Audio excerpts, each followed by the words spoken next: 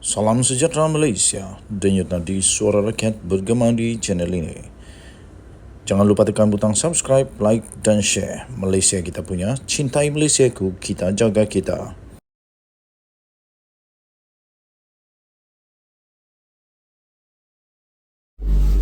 Salam sejahtera Malaysia.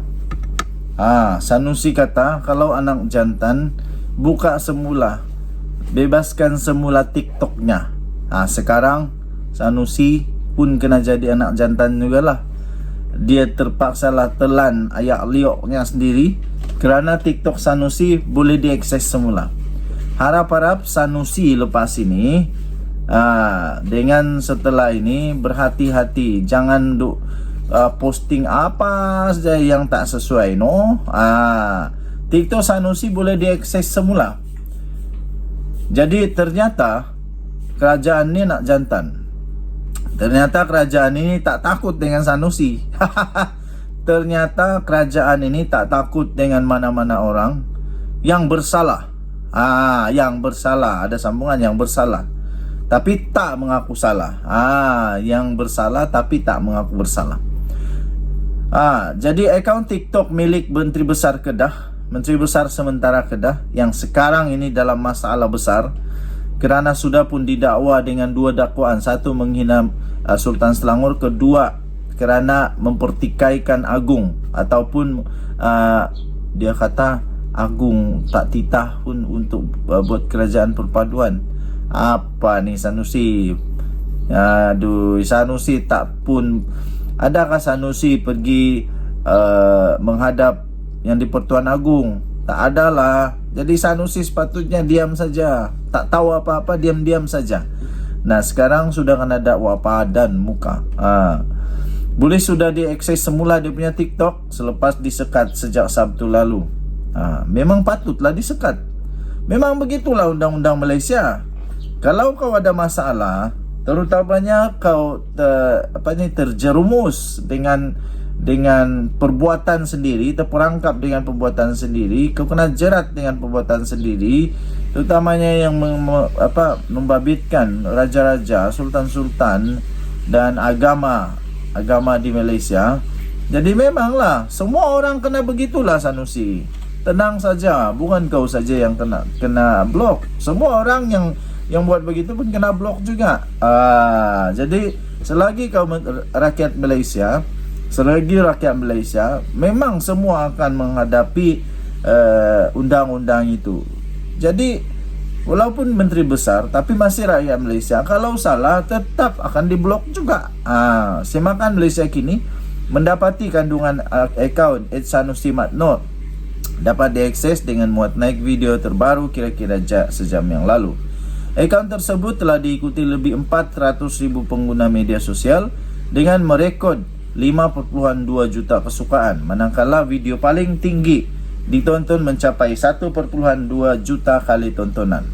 Terdahulu Malaysia kini melaporkan Sanusi mendakwa akaun TikTok miliknya disekat oleh pihak kerajaan dan menyifatkan Malaysia sedang bergerak menjadi seperti negara Korea Utara di bawah pemerintahan Pakatan Harapan PH. Woi, pandai-pandai. Ini pun boleh dipersoalkan juga. Kenapalah Sanusi ni kata kita jadi Korea Utara?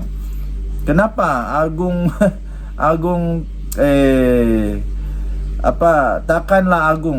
takkanlah Sanusi kata Agung akan jadi seperti Korea Utara pula? Tak boleh lah. Sanusi ni ada-ada aja. Menurutnya, ia akan menyebabkan pihaknya sukar untuk menjawab mengenai isu-isu semasa dan serangan yang dilemparkan pihak lawan Perikatan Nasional. Buka TikTok tengok dah tak ada. Kita baru tengah popular kan. Tapi itulah medan kita nak jawab habislah. Kita tak boleh masuk televisyen, mereka tak bagi. Tak boleh masuk radio. Kita pakai TikTok dengan Facebook je. Facebook budak-budak tak tengok dah sekarang ni. Mereka kata itu orang tua punya, katanya. Bagaimanapun, Menteri Dalam Negeri Saifuddin Nasution Ismail dalam reaksi segeranya menafikan sekatan itu dibuat oleh pihak kerajaan. Tegasnya kerajaan tidak mempunyai sebarang kuasa untuk menyekat akaun TikTok. Sementara itu, dalam hantaran di Facebook semalam, Sanusi mendakwa akaun TikTok rasminya disekat melibatkan pengguna dalam negara ini tapi boleh diakses di luar negara. Jadi maksudnya menurut Menteri yang sekat TikTok Sanusi ini bukan kerajaan, kerana kerajaan tak ada kuasa untuk menyekat akaun TikTok. Saya fikir ini betul kerana polisi dalam TikTok tak sama dengan YouTube, tak sama dengan Facebook, tak sama dengan Twitter. Semuanya berbeza-beza. Ada yang negara boleh ada yang boleh diambil kuasa oleh negara, atau ada yang tak. Jadi rasanya TikTok punya kuasa tidak memberikan kuasa kepada kerajaan untuk menyekat mana-mana akaun. Jadi Sanusi silap lagi di sini. Kalau betul apa yang dikata oleh Menteri Dalam Negeri Saifuddin Nasution Ismail ini, kalau betul dia kata bukan disekat oleh kerajaan kerana tak ada kuasa untuk sekat TikTok, Sanusi silap lagi di sini. Sanusi silap lagi. Dan yang paling penting, memang terbukti sekarang ini kerajaan tak takut dengan siapa-siapa. Kerajaan tak takut dengan siapa-siapa. Kerajaan tak takut dengan Sanusi. Kerajaan tak takut dengan orang bersalah yang tak mengaku bersalah. Dan kerajaan tak akan tunduk dengan mana-mana orang yang bersalah. Salah tetap salah. Pertama. Kedua, Sanusi kena faham bahawa dia rakyat Malaysia. Rakyat Malaysia masih lagi bergantung, termaktub dan masih lagi di dalam undang-undang negara Malaysia. Rakyat Malaysia yang lain pun melalui jalan yang sama Sanusi. Kalau dia salah, akaun TikTok ke, Facebook ke, YouTube ke, apa-apa pun boleh disekat, boleh diperhatikan dan boleh disiasat oleh pihak kerajaan. Jadi untuk siasatan daripada orang-orang ataupun badan-badan penguatkuasa Malaysia. Jadi seperti juga rakyat biasa, kena bersabarlah. Sanusi kena bersabar, banyak-banyak bersabar dan tenang di posisi. Dan sekarang ni dah buka lah TikTok, habis-habisan lah, pergilah buat kasih masuk lagi lah. Kasih masuk video-video yang bagus-bagus. Saya Sanusi, jangan video fitnah, jangan video hasutan lagi pula. Nanti belum selesai satu datang lagi. Belum selesai satu datang lagi. Kita dengar ada satu lagi masalah yang bakal melanda Sanusi pula kali ini. SPRM sudah buka kertas siasatan pula tu. Jadi sudah jatuh ditimpa kayu balak kali ini Sanusi. Semakinlah dalam keadaan pening kepala. Tapi iyalah, kita doakanlah supaya Sanusi tetap sihat menjalani kempen dan menjalani turun naik mahkamah selepas ini. Kita jumpa lagi Denyut Nadi Suara Rakyat bergema di channel ini. Bye bye. Salam sejahtera Malaysia, Denyut Nadi Suara Rakyat bergema di channel ini. Sekarang ini pentas politik hangat dengan fitnah. Sana fitnah, sini fitnah, macam-macam fitnah. 18 Julai 2023 daripada Sinar Harian. Belum lagi tiba masanya kempen pilihan raya negeri PRN, namun kini media sosial semakin hangat dengan cerita yang mengaitkan ahli politik di blok kerajaan dan di blok pembangkang. Kebanyakan berita yang dikongsikan oleh pihak-pihak tertentu tidak mengandung fakta dan informasi yang tepat, sehingga ianya boleh membawa kepada fitnah yang berleluasa. Pada Isnin lalu, Menteri Pendidikan Fadilah Siddiq telah pun membuat laporan polis berhubung fitnah yang dilakukan mengenai isu azan.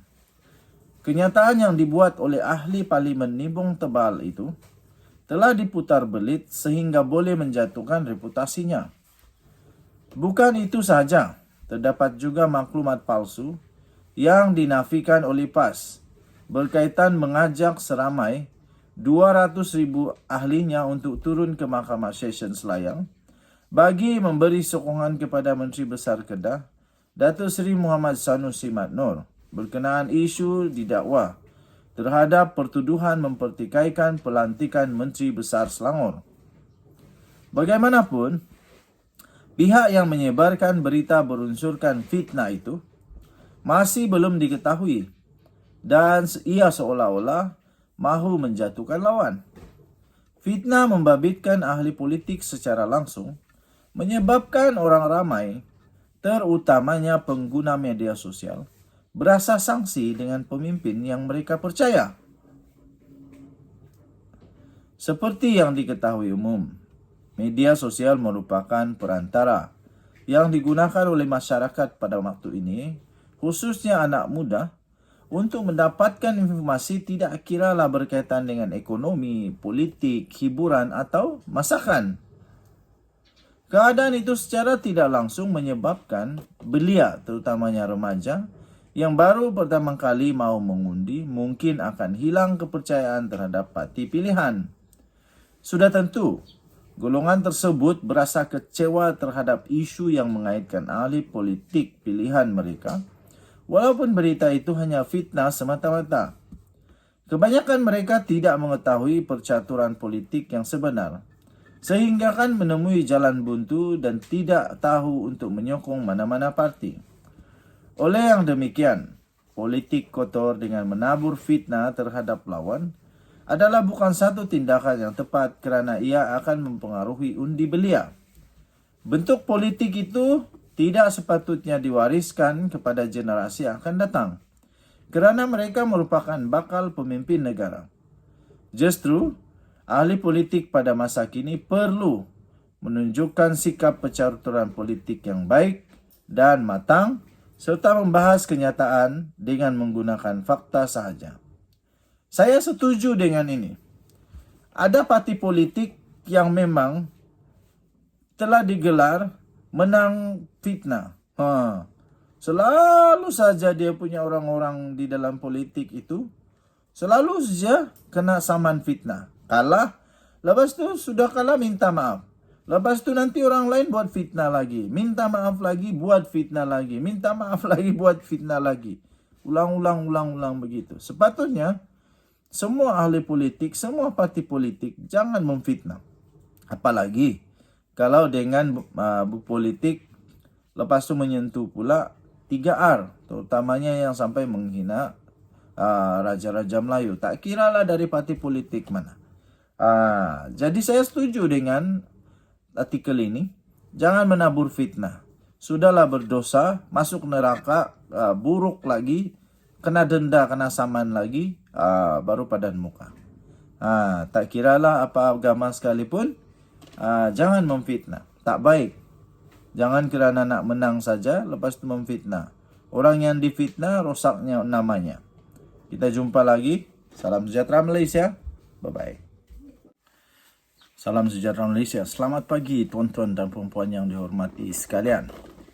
Supaya agar isu kebiadaban kepada raja tidak berpanjangan, sepatutnya Sanusi mengaku bersalah, bukan tak bersalah.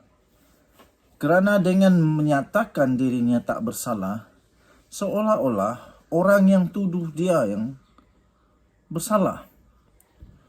Dan perkara ini saya fikir harus dicermati oleh Sanusi, kerana Dewan Diraja Selangor sendiri membuat laporan polis. Saya fikir Dewan Diraja Selangor membuat laporan polis dengan perkenan daripada Sultan. Tapi dengan tidak mengaku bersalah itu, ini membuatkan isu ini akan terus berpanjangan. Dan sebenarnya nyata sekali Sanusi bersalah. Daripada